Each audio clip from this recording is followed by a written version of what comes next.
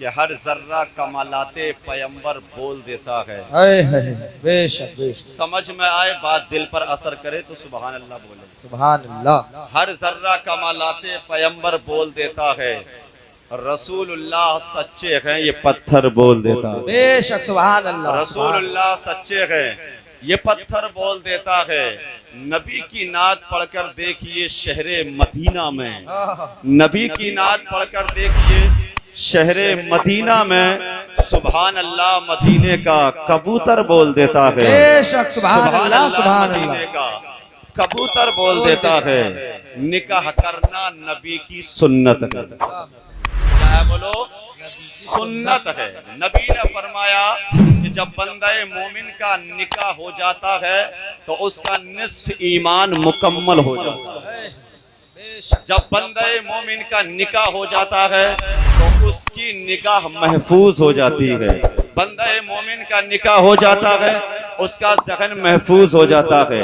बंदे मोमिन का निकाह हो जाता है तो बंदे मोमिन के ख्यालात महफूज हो जाते हैं। और कितनी बड़ी नेमत है निकाह, और अल्लाह ने कितनी बरकत है इस निकाह के अंदर रखी है। जब तक बंदे का निकाह नहीं होता उसके रिस्क में कमी रहती है, बंदा परेशान रहता है, बंदा तंदुरुस्त रहा करता है। जब बंदा निकाह कर लेता है तो निकाह करने से पहले जो इंसान परेशान था, जिसके रिस्क में कमी थी, जो तंदुरुस्त रहा करता था, लेकिन निकाह के बाद अल्लाह इतनी बरकत अता फरमाता है, इतनी रहमत अता फरमाता है कि बंदा खुद भी नहीं समझ सकता कि अल्लाह इतनी रहमत है हमें और आपको कहां से नाजिल फरमा रहा है। तो आज हमारा हाल और आज बंदे की सोच ये है, पहले अच्छा मकान बनाओ फिर जाकर निकाह किया जाएगा, पहले अच्छा घर बनाओ फिर जाकर शादी की जाएगी, पहले अच्छा कारोबार हो जाए फिर जाकर निकाह किया जाएगा, पहला बैंक बैलेंस जमा हो जाए फिर जाकर निकाह किया जाएगा।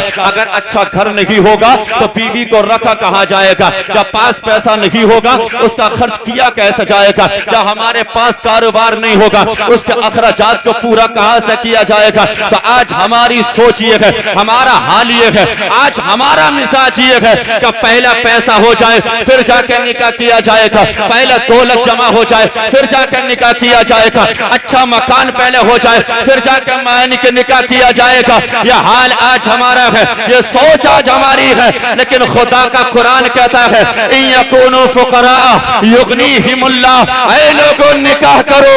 अगर तुम गरीब होगे, अगर फकीर होगे, अगर मिस्कीन होगे तो अल्लाह निकाह की बरकत से तुम्हें दुनिया में अमीर बना दे। बेशक सुभान अल्लाह। नाराए तकबीर, नाराए तकबीर, नाराए रिसालत, नाराए रिसालत, मसलके आला हजरत, नाराए तकबीर, नाराए रिसालत। जिंदाबाद जिंदाबाद। अगर गरीब होगे तो अल्लाह क्या है तुमको अमीर बना देगा। इसलिए जब तक निकाह नहीं होता अल्लाह बंदे की किस्मत का देता है।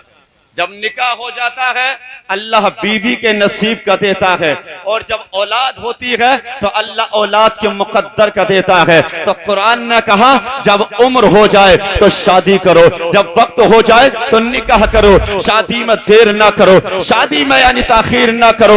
ये कुरान का फरमान है, और कुरान अल्लाह की वो अजीम किताब है कि जिसको देखो तब भी सवाब मिलता है, जिसको पढ़ो तब भी सवाब मिलता है, जिसको चूमो तब भी सवाब मिलता है, जिसको मोहब्बत की निगाह से अगर देख लो तब भी सवाब मिलता है। और अल्लाह की ये वो अजीम किताब है जिसके बारे में मेरा भी अकीदा ये है, आप तमाम का अकीदा भी यही है, इन तमाम उलमा का अकीदा भी यही है कि है कौले मोहम्मद कौले खुदा, फरमान न बदला जाएगा, बदलेगा ज़माना लाख मगर कुरान न बदला जाएगा। बेशक बेशक सुभान अल्लाह सुभान अल्लाह। जिंदाबाद जिंदाबाद। लेकिन अल्लाह का कलाम नहीं बदल सकता। तो कुरान कहता है निकाह करो, लेकिन आज हम कहते हैं माल हो फिर निकाह होगा, दौलत हो फिर शादी होगी। अच्छा मकान हो तब जाकर निकाह किया जाएगा। लेकिन नबी के एक सहाबी है, नाम जिनका हजरत जुलबीब है।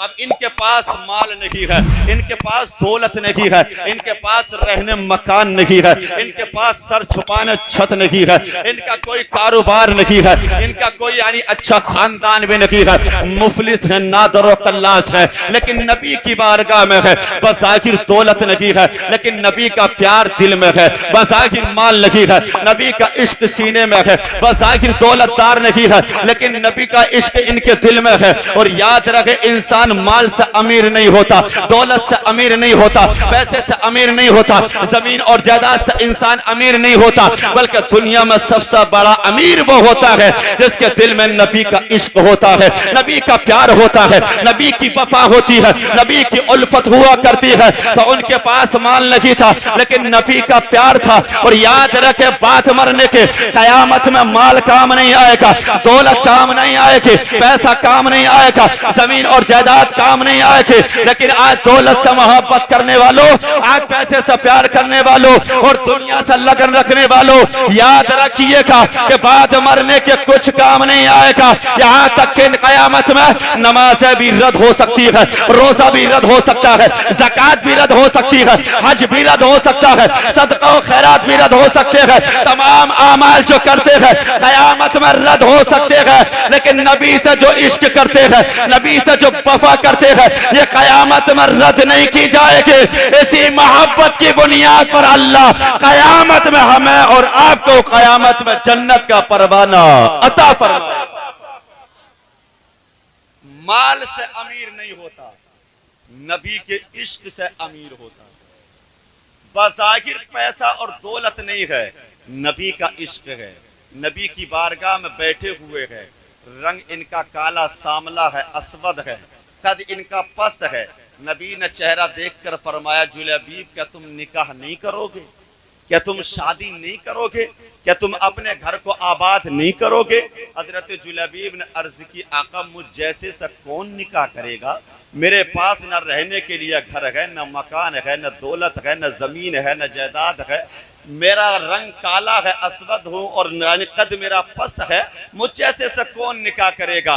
नबी ने दूसरी मर्तबा फरमाया, बताओ तुम्हें निकाह करना है क्या नहीं करना है? शादी करना है क्या तुम्हें नहीं करना है? हजरत जुलबीब ने फिर वही जवाब दिया। नबी ने तीसरी मर्तबा फरमाया, जुलबीब बताओ तुम्हें निकाह करना है क्या नहीं करना है? तुम्हें शादी करना है क्या नहीं करना है? हजरत जुलबीब ने अर्ज की, आका मुझ जैसे से कौन निकाह करेगा? मुझ जैसे से कौन शादी करेगा? जब हजरत जुलबीब ने 3 मर्तबा यही कहा, फिर नबी ने इरशाद फरमाया, जुलबीब आखिर परेशान क्यों हो रहे हो? आखिर गमज़दा क्यों हो रहे हो? आखिर मायूस क्यों हो रहे हो? फला अंसारी के मकान पर चले जाओ, जाने के बाद मेरा सलाम कहना, उसके बाद कहना मैं आपकी बेटी से निकाह के लिए आया हूँ, मैं निकाह का पैगाम लेकर आया हूँ, आप अपनी बेटी का निकाह मेरे साथ में कर दे। हजरत जुलबीब ने जब इतना सुना, सुनने के बाद सोचने लगे कि आखिर निकाह करूंगा तो बीवी को कहां रखूंगा? अगर निकाह करूंगा उसका खर्च कहां से करूंगा? अगर यानी निकाह करूंगा उसके अखराजात को पूरा कहां से करूंगा? हजरत जुलबीब सोच रहे हैं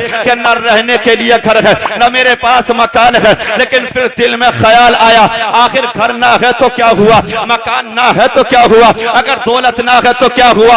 आखिर जिसने बेचा है उस नबी की शान तो लाजवाब है, और बेचने वाला कोई और नहीं है, बल्कि बेचने वाला वो नबी है जिसके सदक़े में अल्लाह ने कायनात को बनाया है। तो जो नबी निकाह के लिए कह रहा है, वही नबी यानी निकाह के बाद मेरे अखराजात को पूरा करने का जिम्मेदार भी होगा। हजरत जुलबीब ने सोचा, सोच कर चल दिए। अंसारी सहाबी के मकान पर पहुंचे, दरवाजे पर दस्तक दी। अंदर से आवाज आई, कौन? कहा मैं जुलबीब हूँ। कहा किस लिए आए हो? कहा मैं आपकी बेटी से निकाह के लिए आया हूँ। जब इतना कहा निकाह के लिए आया हो, उसके बाद कहा बताओ कुछ और भी नबी ने कहा है? कहा नबी ने तुम्हें सलाम भेजा है। इतना सुना वो अंसारी सहाबी मसरत और शादमानी में झूमने लगे, घर के अंदर खुशी की लहर दौड़ने लगे, तमाम के चेहरे गुलाब की तरह खिलने लगे। जब इतना उन्होंने हजरत जुलैबीब ने देखा, फरमाया कि नबी ने निकाह के लिए भेजा है, आपकी बेटी के लिए पैगाम लेकर आया हूँ, आप अपनी बेटी का निकाह मेरे साथ में कर दे। जब अंसारी सहाबी ने इतना सुना, सुनकर कहा था मैं पहले अपनी यानी शरीक हयात, अपनी बीवी, अपनी ज़ौजाए मोहतरमा, मैं लड़की की माँ से मशवरा करूं, फिर उसके बाद मैं बताऊंगा। तुम दरवाजे पर खड़े रहो, इंतजार करते रहो, मैं अभी चंद मिनट में आता हूँ। हजरत जुलैबीब दरवाजे पर खड़े हैं, अंसारी सहाबी अंदर चले गए, अपनी शरीक हयात को बुलाया, अपनी बेटी की माँ को बुलाया और बुलाकर सारा वाकया बयान किया। लड़की की माँ ने कहा, कसम है रब्बे कायनात के जिसने मुझे पैदा किया है, जिसने लफ्ज़ कुन से 18,000 मखलूकात को पैदा किया है, मैं ऐसे के साथ में अपनी बेटी का निकाह नहीं करूंगी जिसके पास न रहने के लिए घर है, जिसके पास न मकान है, जिसके पास न दौलत है, जिसका रंग देखो तो काला है, जिसका कद देखो तो पस्त है, मैं ऐसे के साथ निकाह नहीं करूंगी। जब माँ ये कह रहे थे तो पर्दे की आड़ से उस बेटी ने सुन लिया था। सुनने के बाद कहा, माँ तूने आने वाले को तो देख लिया है, आने वाले का चेहरा देख लिया है, आने वाले का कद को देख लिया है, आने वाले का घर तूने देख लिया है, लेकिन ऐ माँ जिसने भेजा है उस नबी की शान तो जरा देख, उस नबी का मकाम तो जरा देख। जिस नबी ने भेजा है उसके कदमों के बारे में कुरान कहता है, ला उक़सिमु बिहाज़ल बलद व अंत हिल्लुम बिहाज़ल बलद। ऐ माँ जिस नबी ने भेजा है उसके हाथों के बारे में कुरान कहता है, यदुल्लाहि फ़ौक़ ऐदीहिम। ऐ माँ जिस नबी ने भेजा है उसकी रफ्तार के बारे में कुरान कहता है, सुबहानल्लज़ी असरा। ऐ माँ जिस नबी ने भेजा है उस नबी के सीने के बारे में कुरान कहता है, अलम नशरह लका सदरक। ऐ माँ जिस नबी ने भेजा है उसके चेहरे के बारे में कुरान कहता है, वद्दुहा। ऐ माँ जिस नबी ने भेजा है उसकी जबान के बारे में कुरान कहता है, वमा यंतिकु अनिल हवा इन हुवा इल्ला वह्यु यूहा। ऐ माँ जिस नबी ने भेजा है उस नबी की आंखों के बारे में कुरान कहता है, मा ज़ागल बसर व मा तग़ा। ऐ माँ जिस नबी ने भेजा है उस नबी की आमद के बारे में कुरान कहता है, क़द जाअकुम मिनल्लाहि नूर। ऐ माँ जिस नबी ने भेजा है उसकी रहमत के बारे में कुरान कहता है, वमा अरसलनाका इल्ला रहमतल लिल आलमीन। ऐ माँ जिस नबी ने भेजा है उस नबी की शान के बारे में हिंद के हसन सुन्नियत की जान मुहाफिज ईमान मुतरज्जिमुल कुरान इमाम अहमद रजा खान फरमाते हैं कि चमक तो सब पाते हैं सब पाने वाले, मेरा दिल भी चमकाते चमकाने वाले, और बरसता नहीं देख कर अब्रे रहमत बतों पर भी बरसा दे बरसाने। बेशक सुभान अल्लाह सुभान अल्लाह, जिंदाबाद हजरत जिंदाबाद।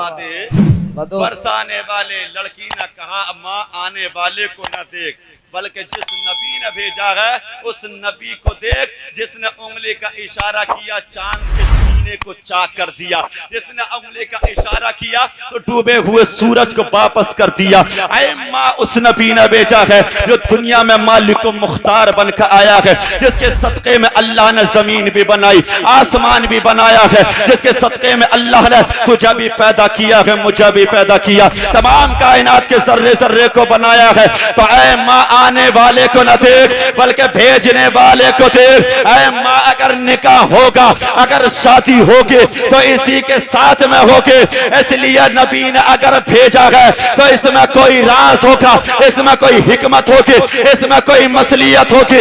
ऐ माँ जिसे हम नहीं देख सकते हैं उसे मदीने वाला देखता है, और मदीने वाले का जो फैसला होता है वो उम्मत की समझ में आए या ना आए, बल्कि उम्मत के लिए कयामत तक के लिए बेहतर हो।